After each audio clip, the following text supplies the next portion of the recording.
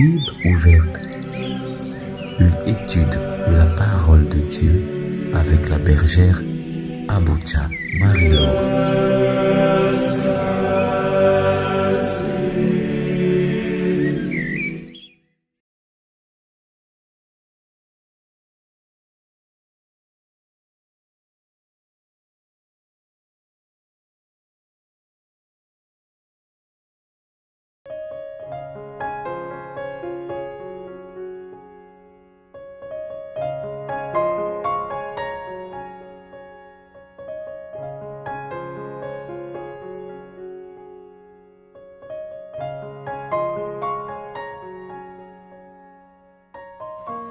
Shalom, chers frères et sœurs en Christ.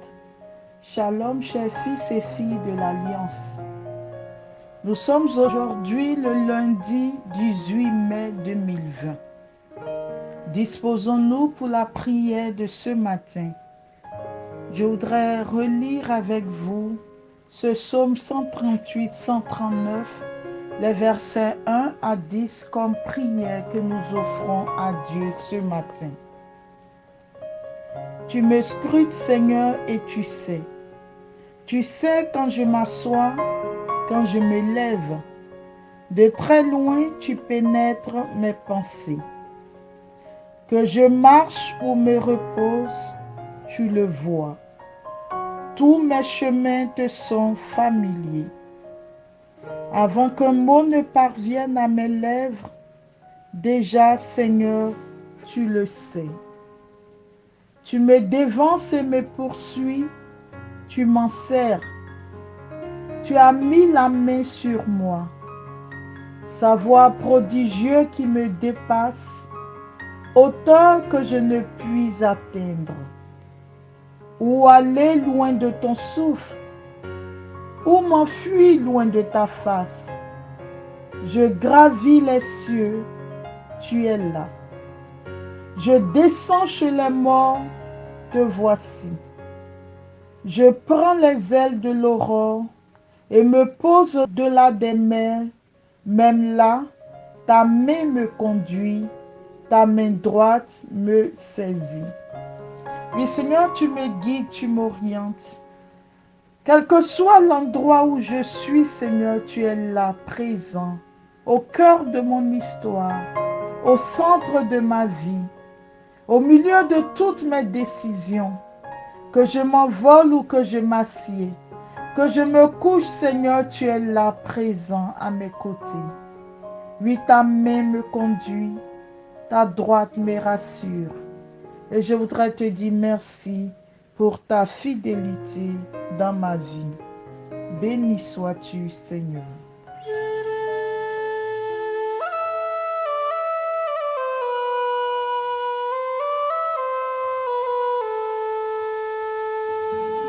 Chers frères et sœurs en Christ, nous continuons l'étude du livre de Jonas. Nous avons vu que ce livre comportait 2 parties et nous sommes dans l'étude de la première partie qui s'étend de Jonas, le chapitre 1, verset 1 au chapitre 2, le verset 11. Nous avons dit que cette première partie comporte 3 épisodes. Et nous analysons l'épisode 1 que nous avons intitulé « La fuite de Jonas ». Le premier épisode, la fuite de Jonas, et qui s'étend de Jonas, le chapitre 1, les versets 1 à 3. Jonas chapitre 1, les versets 1 à 3 nous parlent de la fuite de Jonas et c'est le premier épisode de cette première partie. Je propose donc ce matin que nous étudions le verset 3 de ce premier épisode. Nous relisons entièrement l'épisode, Jonas chapitre 1, verset 1 à 3. La parole du Seigneur fut adressée à Jonas, fils d'Amittai. Lève-toi, va à Ninive, la grande ville païenne, et proclame que sa méchanceté est montée jusqu'à moi. Verset 3. Jonas se leva, mais pour s'enfuir à Tarsis, loin de la face du Seigneur. Descendu à Jaffa, il trouva un navire en partance pour Tarsis. Il paya son passage et s'embarqua pour s'y rendre, loin de la face du Seigneur. Parole du Seigneur notre Dieu. Dieu appelle Jonas à une mission, celle d'aller prêcher la repentance aux habitants de Ninive. Comme pour la plupart des prophètes, on s'attend à ce que Jonas donne une réponse à Dieu, quitte à négocier la mission avec lui.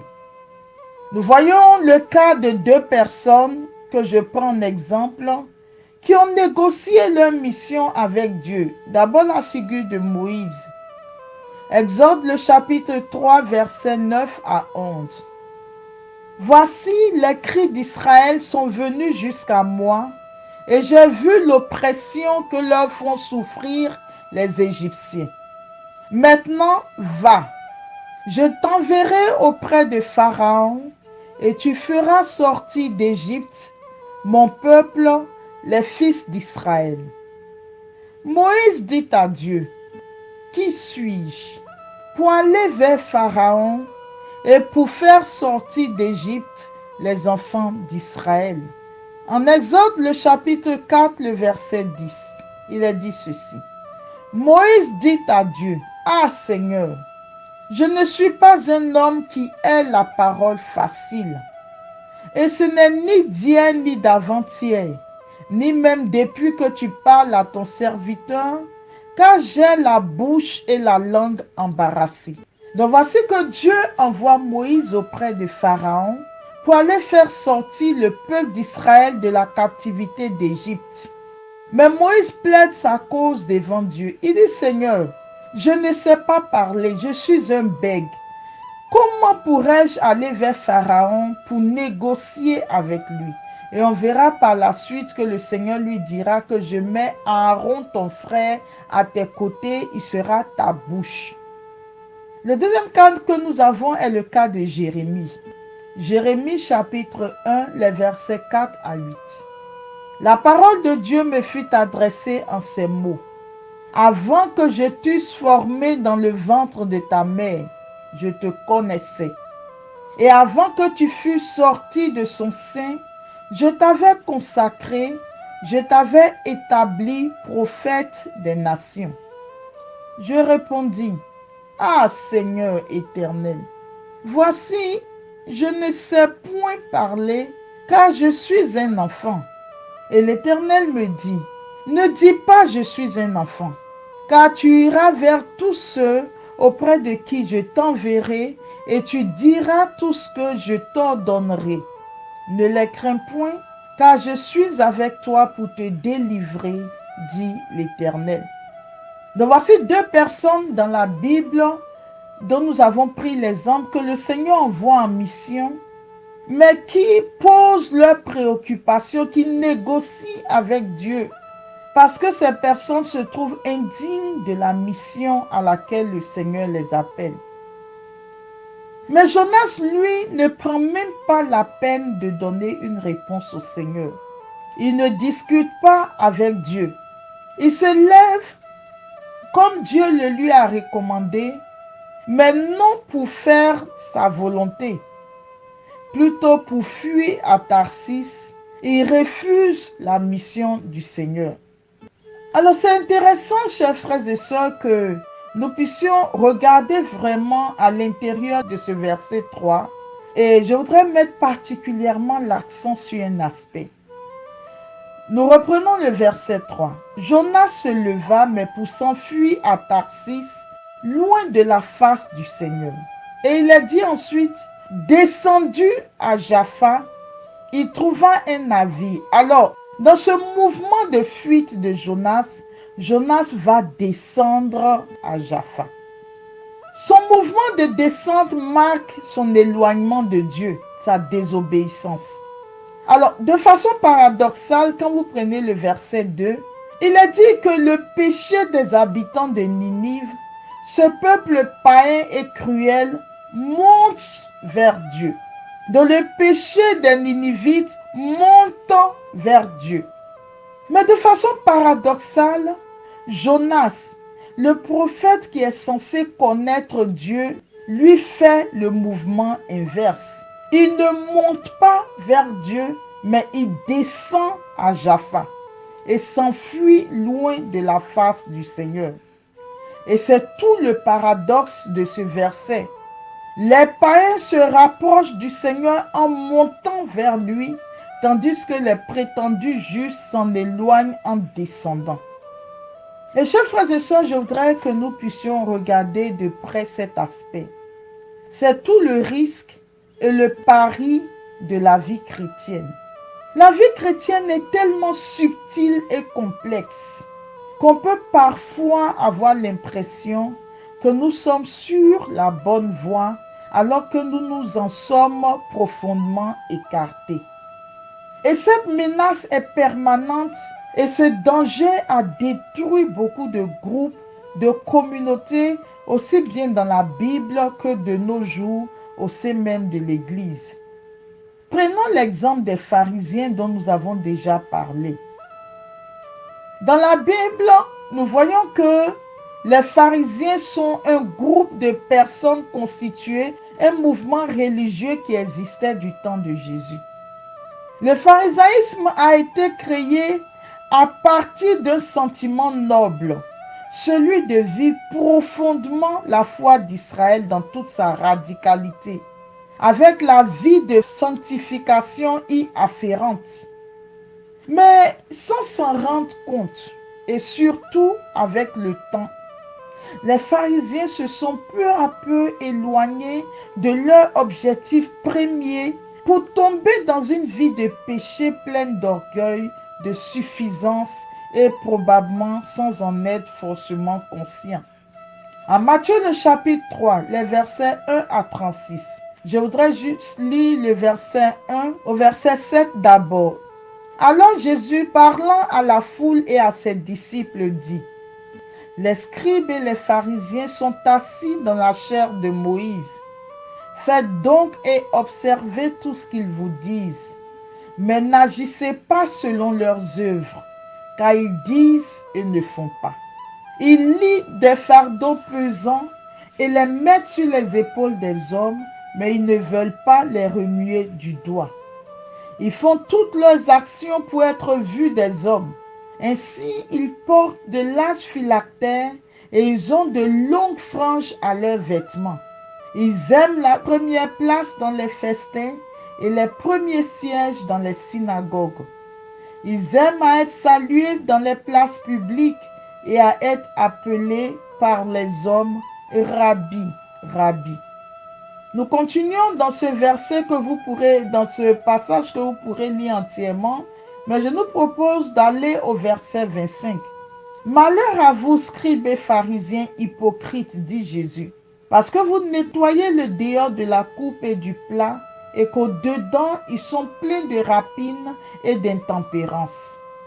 Pharisiens aveugles, nettoie premièrement l'intérieur de la coupe et du plat, afin que l'extérieur aussi devienne net. Malheur à vous, scribes et pharisiens hypocrites, parce que vous ressemblez à des sépulcres blanchis, qui paraissent beaux au dehors, et qui au dedans sont pleins d'ossements de mort et de toute espèce d'impureté. Vous de même, au dehors, vous paraissez juste aux hommes, mais au dedans, vous êtes pleins d'hypocrisie et d'iniquité.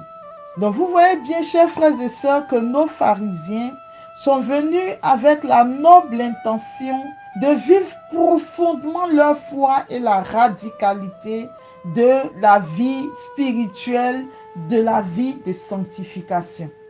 Mais avec le temps qui passe, parce que le temps peut être notre allié comme notre ennemi.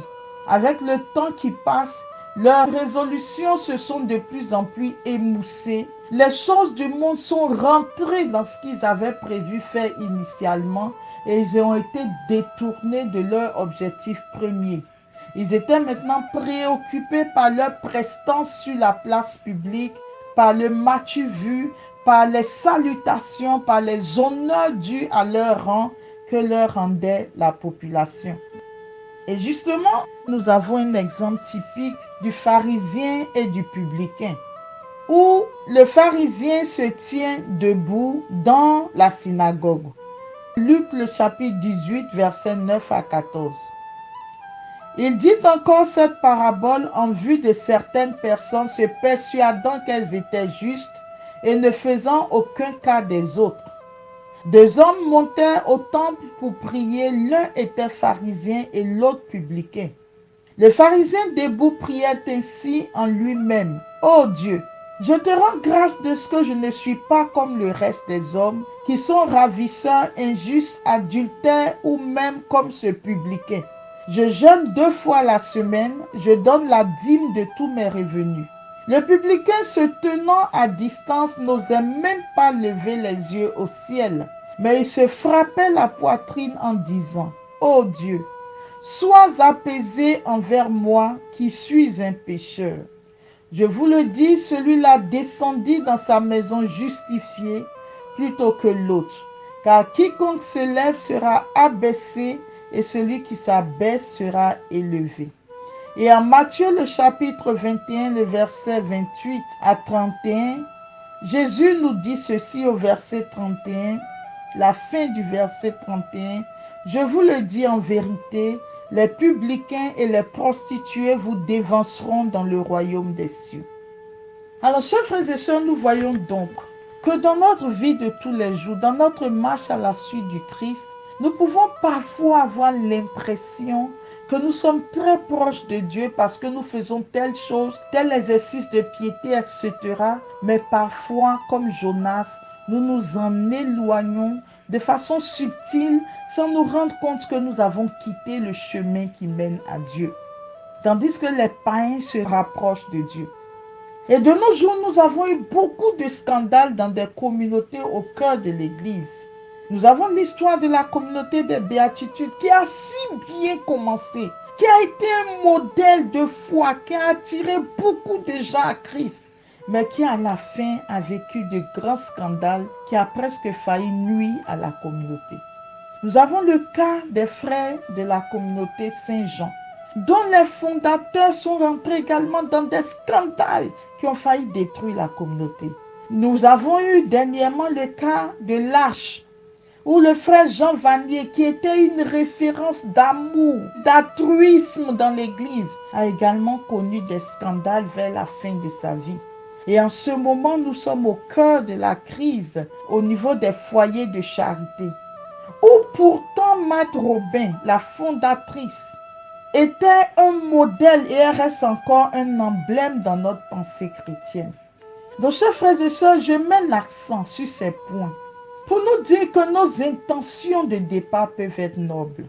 Mais le temps vient fragiliser parfois notre engagement à la suite du Christ et nous éloigne de celui pour qui nous avons fait vœu, celui devant qui nous avons pris l'engagement de faire telle ou telle chose.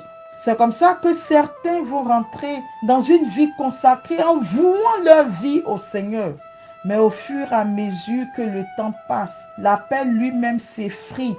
On s'éloigne de ses objectifs. Certains prieront pendant des années pour que Dieu leur donne la grâce du mariage. Mais une fois qu'ils seront dans le mariage, tous les principes établis par Dieu pour vivre de façon réussie le mariage vont être foulés aux pieds, seront difficilement vécus. Et dans ce mariage, nous nous éloignons progressivement de l'appel de Dieu sur nos vies.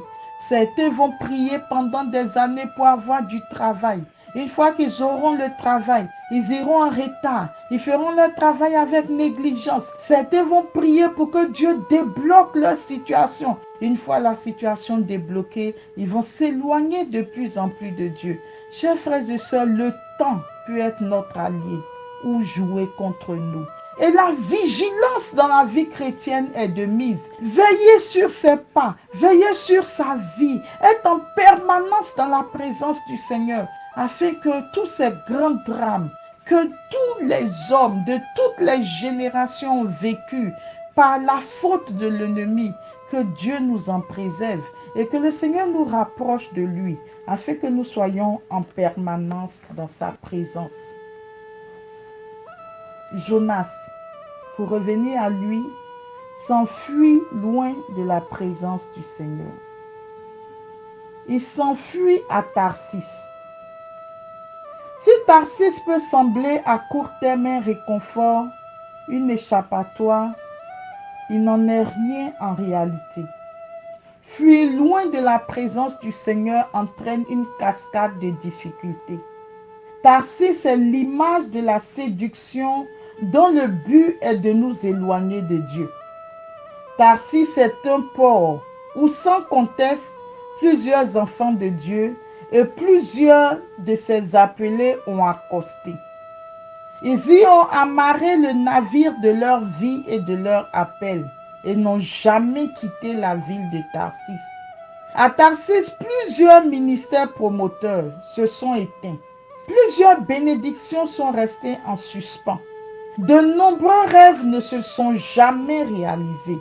Nous devons prendre garde face à l'échappatoire nommé Tarsis. C'est là que tous les enfants de Dieu échouent. C'est ce qui nous attire loin de la présence du Seigneur. Ce qui nous donne l'impression que nous vivons alors que nous nous éloignons de lui et que nous descendons vers un chemin de non-vie, un chemin de mort. Chers frères et sœurs, je voudrais à la fin de notre méditation de ce jour que nous demandions une grâce au Seigneur et je voudrais reprendre avec vous le psaume 138-139, les versets 23 à 24, qui dit ceci: « Sonde-moi, ô Dieu, et connais mon cœur. Éprouve-moi et connais mes pensées. Regarde si je suis sur une mauvaise voie et conduis-moi sur la voie de l'éternité. » Je voudrais que chacun d'entre nous, nous puissions faire cette prière. Demandons la grâce chaque jour au Seigneur de sonder nos vies.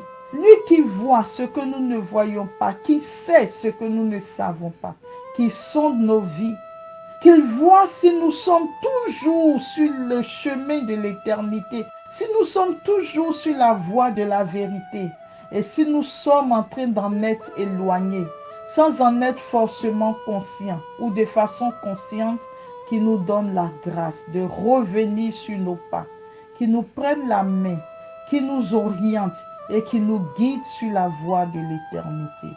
Que Dieu nous éloigne de Tarsis, que Dieu nous ramène de Tarsis, que le temps joue en notre faveur et que notre foi, nos engagements, nos déterminations ne s'émoussent pas, ne s'effritent pas avec le temps, mais que bien au contraire, avec les années qui passent, avec les vies que Dieu nous donne, les années supplémentaires que Dieu nous donne, que toutes ces années nous rapprochent davantage du Seigneur et nous introduisent dans son intimité.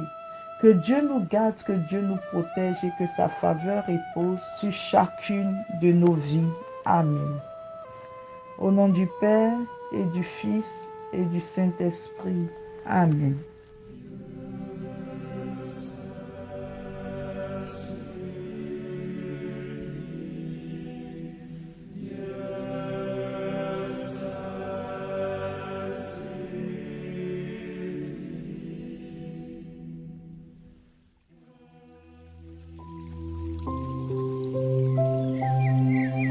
Vous venez de suivre la Bible ouverte, une étude de la parole de Dieu avec la bergère Aboutia Marie-Laure.